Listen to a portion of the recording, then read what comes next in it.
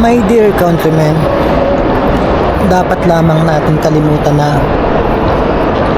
yung mga sakit, hapdi, galit na naidulot ng nakaraang eleksyon. Hello everybody, kakatapos lang duty ni Dodong mula sa work at kasalukuyan akong maglalakad sa isang food court inside the mall. Hahanap tayo ng mga kainan kasi medyo gabi na, kailangan mo nang kumain para pagdating ng bahay ay nakakain na tayo. Sino kaya ang mananalo? Anong food stop o kayang food stop pwedeng kainin? Ayan o, Shebak Beirut 11's restaurant.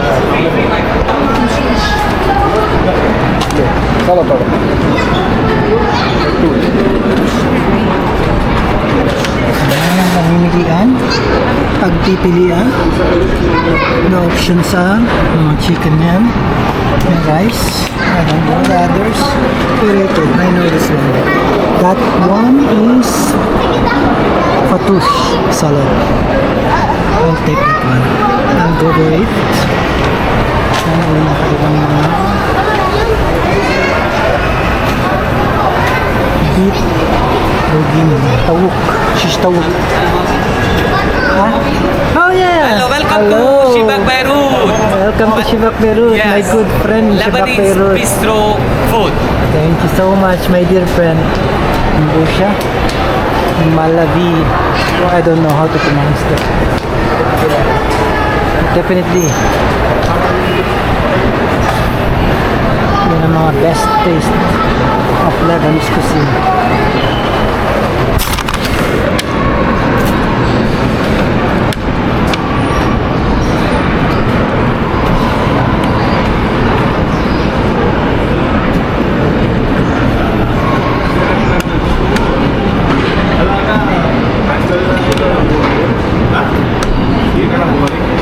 And this one, paparisan natin siya ng pizza.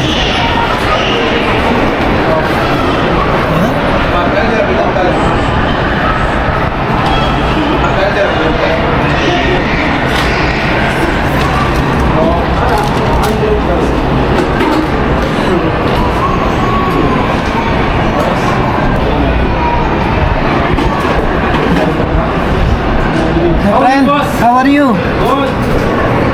I would like to buy one pizza. One lunch? Yes, What else?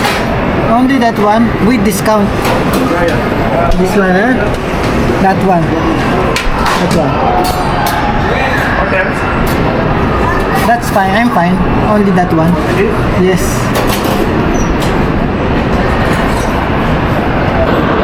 Ito na, naka-order na. Ating huhusgahan kung ano yung ating in-order. Nanalo ang Sbarro orange juice. And then, isang pizza. Ang dalawa na yan ay nagkakahalaga ng 22 reals. Then, itong fatoush salad ng Shebak Beirut, the Lebanese food, costs me 20 reals. Lapang guys, lapang. And then the food. Hi. Bayan. Hindi. Ako lang, vlogger sa sarili ko.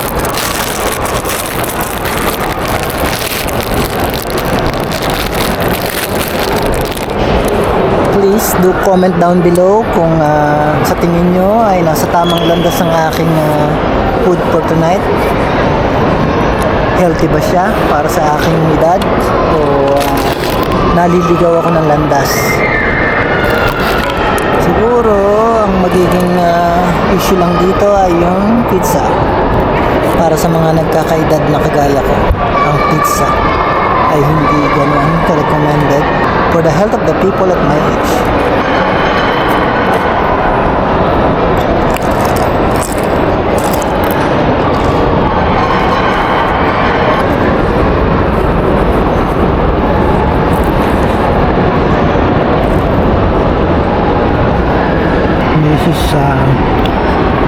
lettuce salad, scamposa.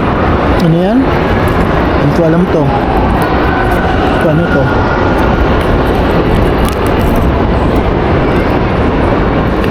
For sure, may tomato, may cucumber. I don't know the others. Ito parang ano ito eh. Crackers. Lettuce. So nga pala guys, the date today is May 13 at kakatapos lang ng eleksyon sa Pilipinas. We call it midterm election. Hindi ko alam kung nanalo kayo o nanalo, talo ang kandidato nyo. But at the end of the day, I think ang realization is maraming realizations. One is it's a one-day electoral exercise. Pagkatapos ng election day, dapat ay tapos na ang halalan. Tapos na ang pamumulitika. Kung tayo ay natalo, dapat natin tanggapin ng maluwag sa ating kalooban. Kung tayo naman ay nanalo, ay dapat nating panindigan ang mga plataforma, programa, mga magagandang pangako na ating ipinangako sa mamamayan. Sa parte naman ng mga botante,